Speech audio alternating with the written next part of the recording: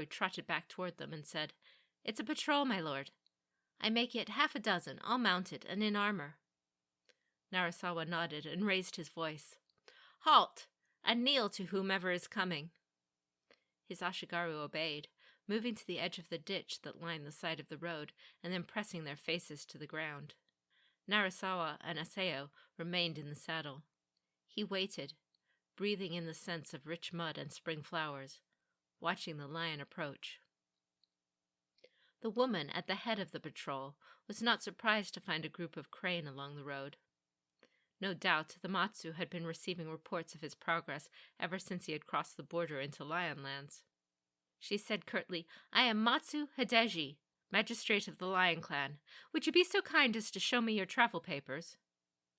He'd shown the same papers at the bridge across Three Stone River, only a few miles back. But challenges of this sort were routine when in hostile territory, and Narasawa had them ready to hand. He reached inside his kimono and removed the packet, encased in hard boards to protect it. Aseo dismounted, took it from him with a bow, and carried it over to the magistrate. Matsu Hideji spent far more time examining the papers than they required, but finally she closed the boards and bowed. "Daidoji-san, I hope your journey hasn't been too tiring." All the way from Kudendoji, but compared to the full sweep of the Emerald Empire, that wasn't far at all. In a fit of courtly inspiration, Narasawa said, "How can any journey seem long when happiness waits at the end?" Hideji didn't rise to the bait. She said only, "I will escort you to the castle." No doubt that was why she'd come to meet him. "I am honored by the offer," Narasawa said, and he ordered his Ashigaru to rise. Together they continued toward the high walls of the Matsu city and the frowning mountains beyond. And so my duty begins. If he failed, then the Lake of Sorrows would grieve for more fallen samurai, and he would be the first of them to die.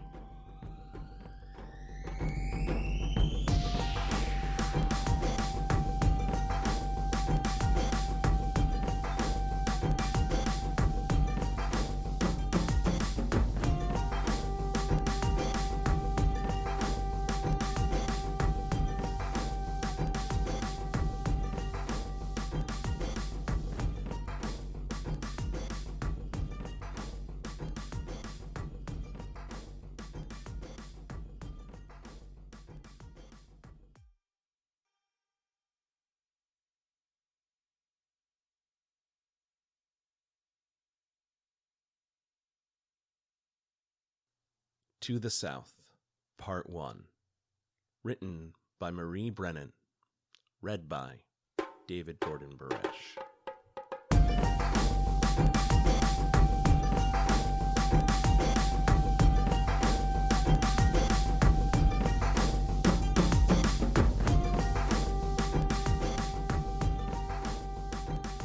A dusty wind blew across the village of Koso, a fly speck on the western edge of the empire.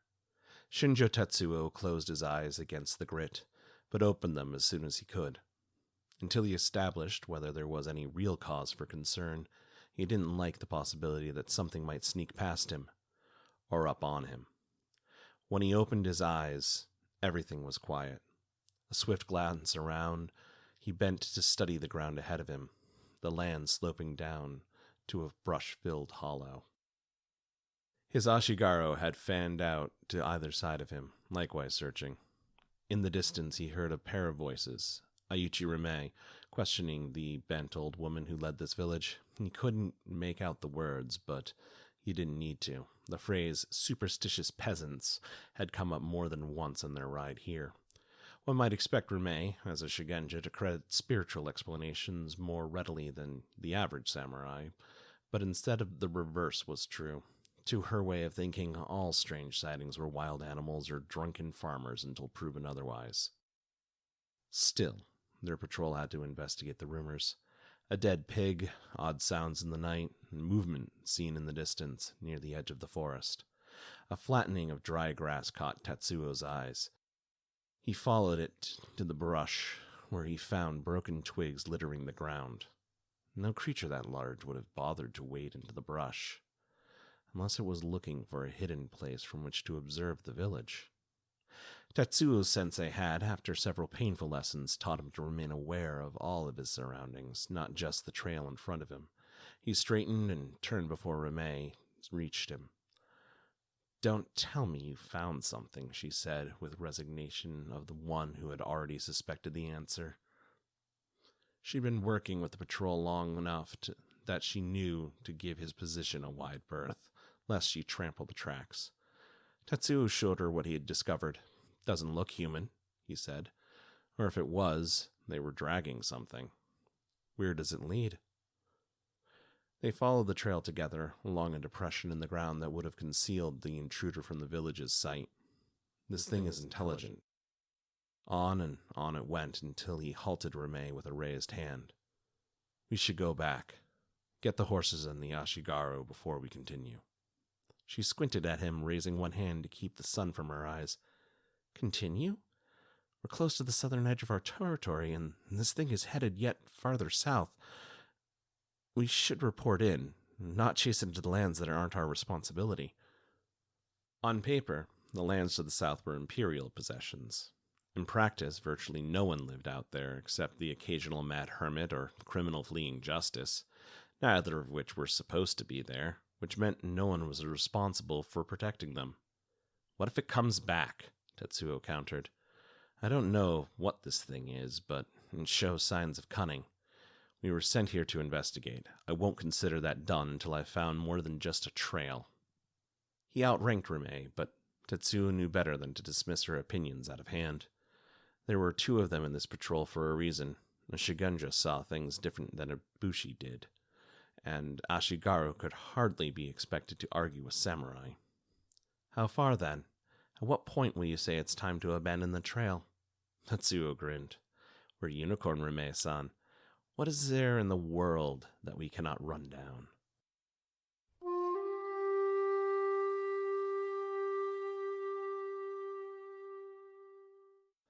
Rime was too polite to make Tetsuo eat his words.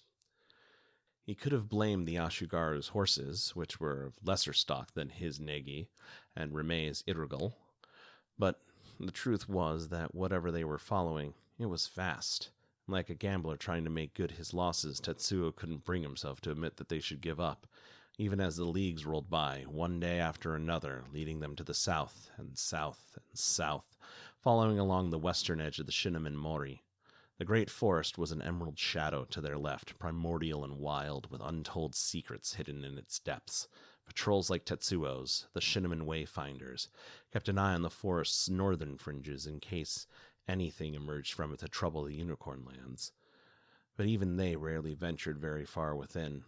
If the trail had dived into the heart of the Shinnemin, Tetsuo would have been forced to concede the chase.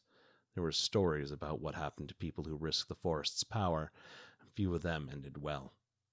He might come out a year later, or a century, or not come out at all.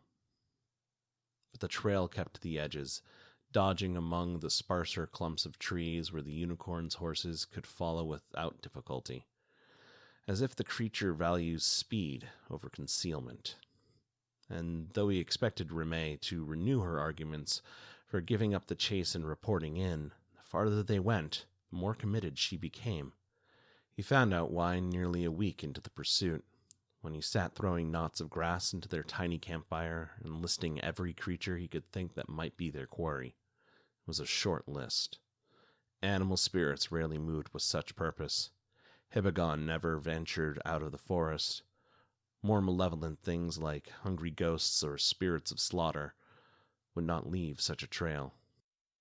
When he came to the end of it, Rime said, "Have you thought about where this thing is going?" Tetsuo paused in the middle of knotting more grass. "What do you mean?" She nodded her chin along the line of the march. "It isn't chasing any other creature. None that we've seen tracks for, at least. It isn't wandering, the way it would if it were searching for something. I think this thing knows where it's going. And what's to the south of us? Nothing of note until one reached the Twilight Mountains, home to the minor Falcon clan, and the crab." who guarded Rokugan against the Shadowlands. The wind picked up again, tugging the strands of grass from Tetsuo's fingertips. There were stories. The Moto had once sent an ill-fated expedition to the Shadowlands, trusting in their horses and their blades to defeat whatever they found. The few who survived came back with their hair bleached white from fear. Some people dismissed it all as exaggeration. The Shin'emin Wayfinders had seen too many strange things for Tetsuo to do the same. The enemies the crab faced threatened more than just the body. If some nightmare creature had found its way past the Kaiyu wall, it would discover in this deserted western reach an easy road across the empire to the territory of the unicorn. He focused once more on Reme, heart suddenly beating fast. Then we have to warn our lord. If we vanish, they won't realize the danger. Right now, it's only a guess, Reme reminded him. I have no proof. I am not a kuni. I don't know how to make the kami tell me whether the thing we are following is corrupted, and none of my talismans can help with that. If we raise the alarm and it turns out to be nothing serious... The Wayfinders already had a dubious reputation. As with the crab, their reports were often too outlandish for others to believe, because those others had never seen the Shin'emin Mori with their own eyes. Tetsuo knew he shouldn't let the risk of embarrassment affect his decision, but Reme had a point. Right now, they had nothing to report. Then we keep going, he said. But the moment we're sure... She nodded. I ride north. No question she would be the one to go. Only a rare few could learn the language of names to command the kami. Compared to her, Tetsuo was disposable. If it came to that, he would hold the creature off for as long as he could. As if she could hear his thoughts, Reme said, but let's make sure it doesn't come to that. 2 days later, they saw smoke. It came from within the forest, but not deep within. It was too slender a column to be a forest fire. The trail didn't lead directly toward it, though, and he glanced at Reme. What do you think? We haven't managed to catch this thing in direct chase yet, she said. And they may have seen something. If they're human. Or spirits, he supposed. And then it would be up to Reme to talk to them. Except that Reme shook her head before he could even speak. Not yet. She was right. A fire wasn't proof of anything. Reme did not need to ride north yet. They approached the edge of the forest. The trees here were ancient and tall. Their trunks, bigger than Tetsuo and Reme together, could circle with their arms. Their roots fanned out in uneven ridges, with ferns growing between that hid unexpected dips in the ground. Riding in there was just asking to lame one of their horses. Tetsuo gestured at Tama, the youngest and least experienced of their Ashigaru. Wait here, he said. If we haven't returned by sunset, ride north. Take my horse and use Urugel as a remount. Do you understand? The youth swallowed and nodded. The rest of the Ashigaru dismounted with the samurai and proceeded on foot. They moved slowly, watching their footing as much as the forest around them, knowing that a wrong step could result in a fall that could give their position away. Before long, Tetsuo lost sight of his companions and considered trying to regroup. He wasn't far from the source of the smoke, though. Up ahead, 3 trees had staked out the top of a small rise. If he could get up there. There was no sound, no movement he could see, no shift in the wind, just the hairs on the back of his neck rising. He whirled and brought his bow up to full draw, only to find himself facing the point of another arrow, and behind it, a woman in armor, muffled so it would make no noise, with her face painted to blend with the forest. In the clipped accent of the Crab Clan, she said, "Name yourself before I put this arrow through you."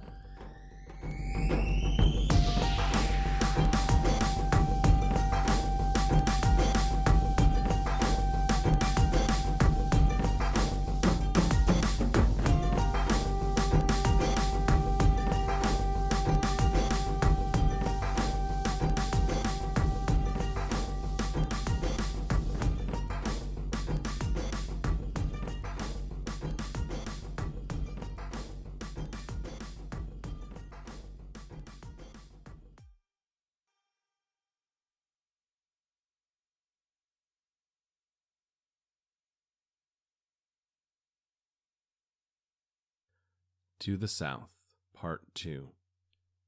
Written by Marie Brennan. Read by David Gordon Baresh.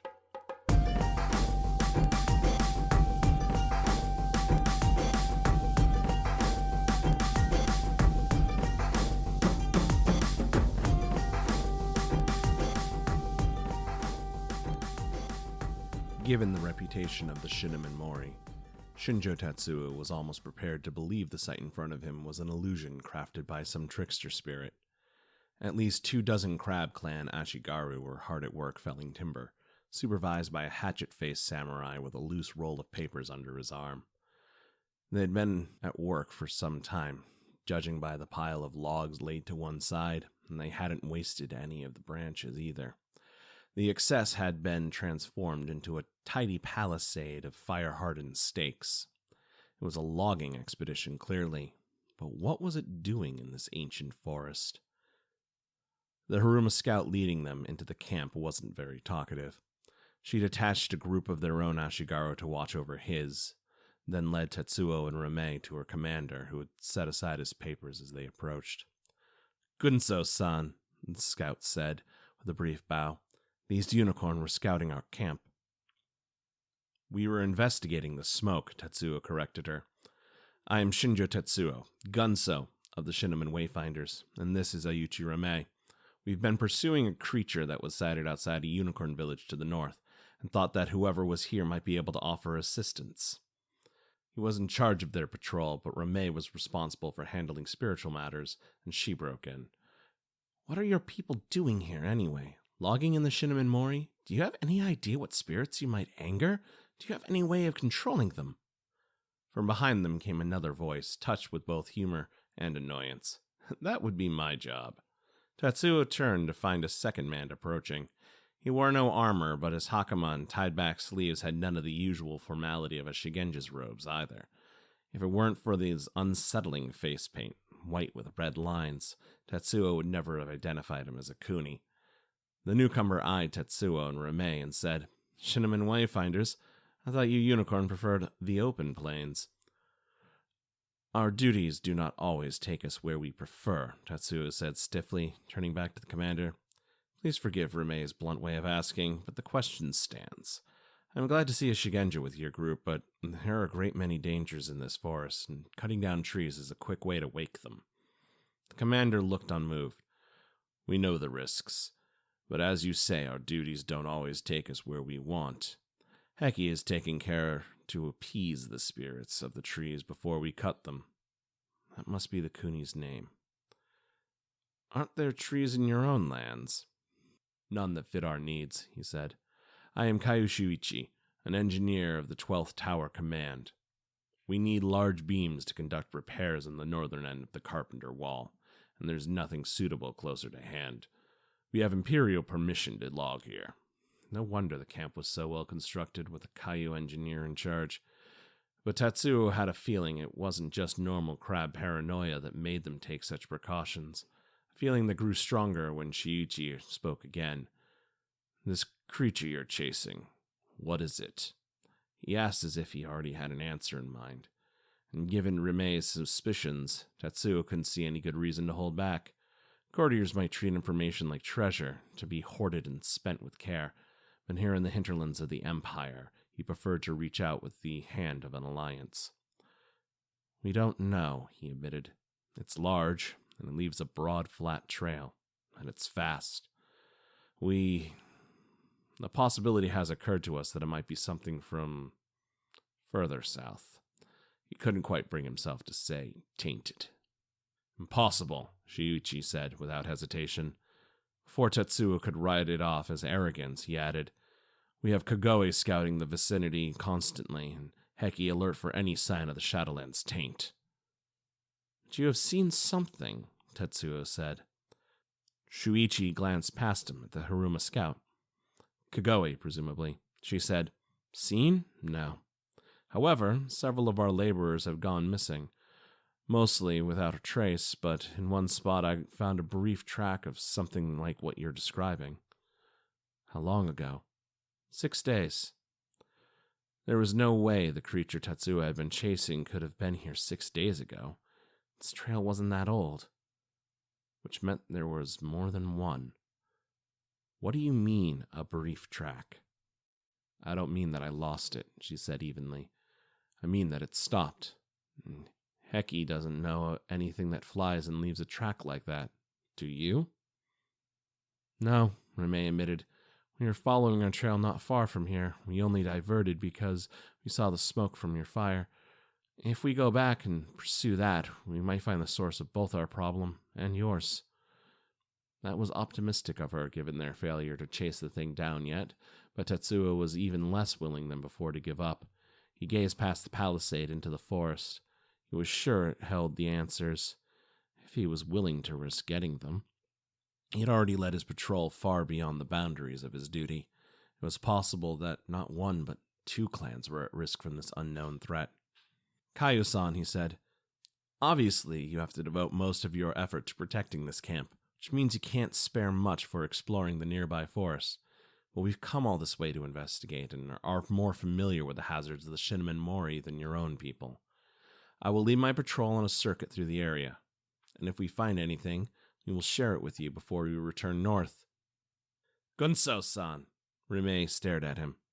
Her abrupt shift to formality showed how much this suggestion alarmed her. It was one thing to ride south, but to go deeper into the forest.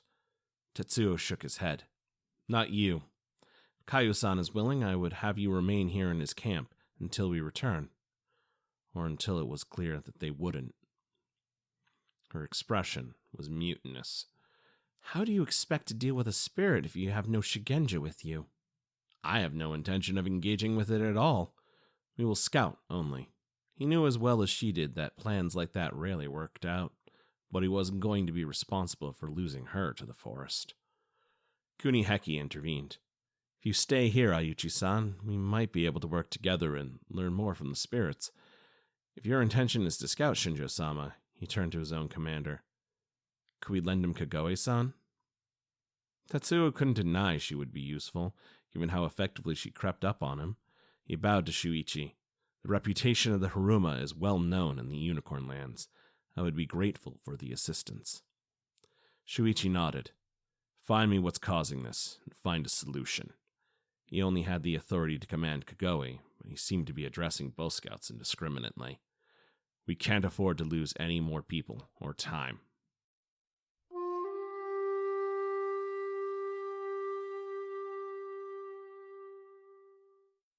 Tetsuo had to admit that Haruma Kagome was far more at home in the forest than he was. There were trees in the Unicorn Lands, of course, and he'd been in and out of the fringes of the Shinmen Mori for years, but his ancestors made their home on the plains, and he never felt comfortable being hemmed in like this. She didn't know nearly as much about the Shinmen as he did, though. There aren't a lot of friendly things where I usually patrol, she admitted after she nearly shot a rabbit spirit. It faded away an instant before her arrow would have struck. We're trained to assume anything we see is probably dangerous.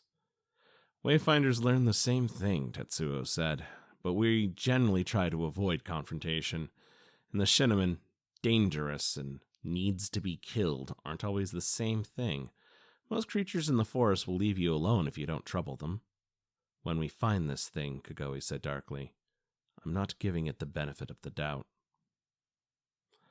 He couldn't blame her, but it would be a moot point if they couldn't find the creature. Or creatures, however many of them there were. Kagome was the one who had figured it out in the end, proving his sensei's admonition once more. Stopping Tetsuo with one outstretched hand, she breathed a few words, almost too quiet to hear. I think they moved through the trees. Once he looked for it, he saw it too. Fallen leaves and twigs on the ground, and up above, branches stripped suspiciously bare. It could have been Hibagon, the reclusive ape-men that haunted the forest, but they swung by their arms and wouldn't leave this kind of damage. Without a word, he knocked an arrow to his bow. Kagome did the same. Not long after, they heard a sound up ahead. Not the chattering of animals or their spirit kin, and not the weeping of some creature in the form of a woman or a baby, hoping to lure the unwary to their doom. Two different sounds, alternating with one another, like voices in conversation, but the cadence of it was nothing like Rokugani. He and Kagoi separated so that if one of them were spotted, the other could attack or escape. And then, placing one careful foot at a time, Tetsuo crept forward. The voices were coming from a small dell with a quiet, shadowed pool at the center. 2 tall boulders stood alongside the pool, narrow outcroppings from some larger mass of stone below. One of the boulders moved, not stone. A creature, 2 of them, each easily 15 feet in length, rearing up from their long tails. They were speaking in a hissing liquid language, like nothing Tetsuo had heard before. Perhaps his nerve failed him at this crucial moment, faced with a pair of giant serpent creatures that his mind screamed must have come straight out of the Shadowlands. Tetsuo didn't think he'd made a sound, but one of them stopped talking, turned to look directly at him.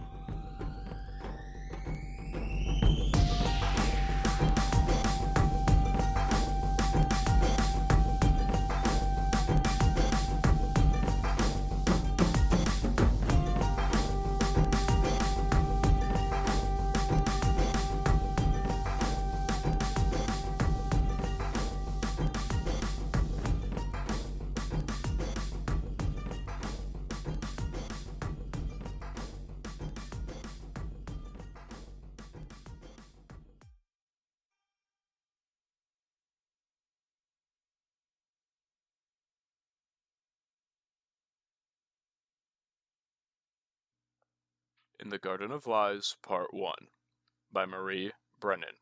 Read by Max Williams.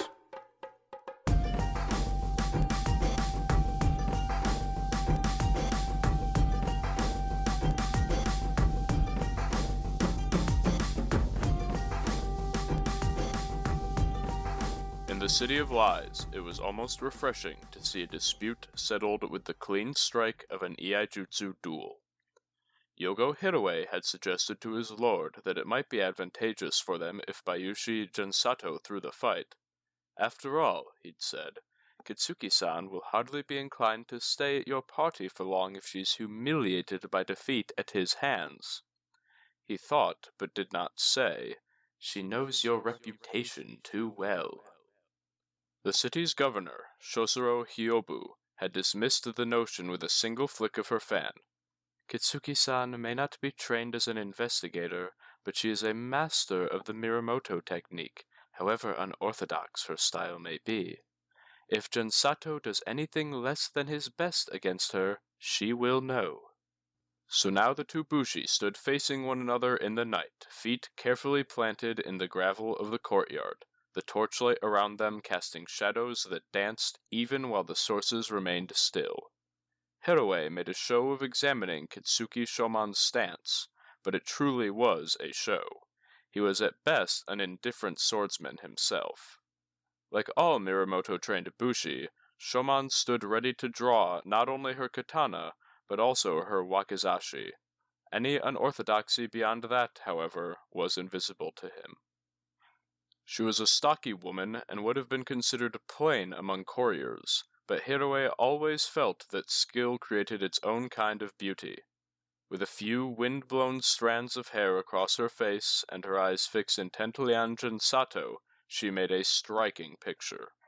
He could believe this was the woman who, in defiance of all convention, had established a dojo in Ryoko Oware that accepted any student, not just fellow members of the Dragon Clan, not just clan samurai, but anyone with the right to carry daisho, down to ronin. She even spared some of her time to instruct peasants. Not in swordsmanship, of course. Any peasant found with a sword would be executed, and the sensei would be lucky if she had the opportunity to erase her shame with seppuku. But Shoman taught them the basics of jujutsu as if she were a monk of the Brotherhood, claiming that it improved their bodies and spirits. If it also helped those peasants protect themselves against the ruthless fireman gangs that held so much of the city in their grip, surely that was coincidence. Given that many of those gangs were in the governor's pay, Shosuro-sama had surprised nearly everyone by permitting Shoman to run her dojo as she saw fit. but Hiroe knew that Shoman, with the typical unpredictability of a dragon, had offered to share the fate of any student who used her teachings to transgress. So far, at least, Shosuro-sama had not made any attempt to turn that against her. She had even given Shoman this chance to demonstrate the value of her ways, to silence the whispers of her critics.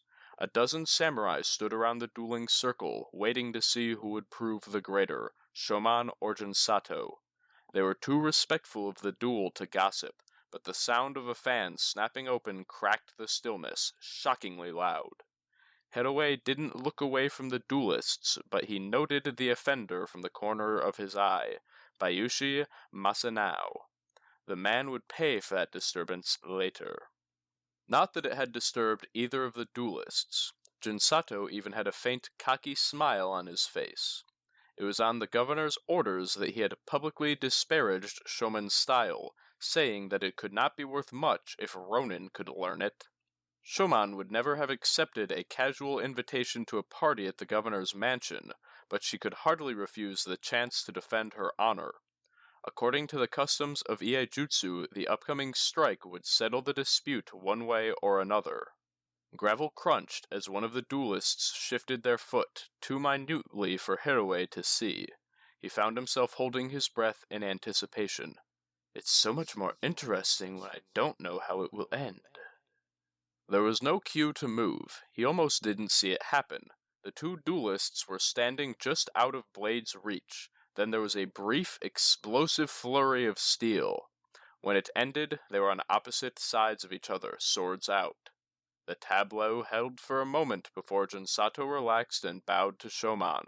A small patch of darkness stained his left sleeve. I stand corrected, Kitsuki-san. Please accept my apology. You have truly shown me the strength of your blade. Like a proper dragon, Shoman was too self-controlled to gloat. She returned his bow. There is nothing to forgive, Bayushi-san. The gathered observers murmured to one another, already discussing the political implications of the duel. Shosuro-sama glided forward with a smile, ready to congratulate the victor. Hiroe did not join them. As the governor's guest, Shoman could not leave the party immediately without giving insult. But he doubted she was the sort to enjoy Shosuro-sama's sophisticated entertainments either. Sooner or later she would seek out a quiet corner to regain her peace of mind. Retrieving his shamisen from a servant, Hiroe went to find a suitable corner and wait.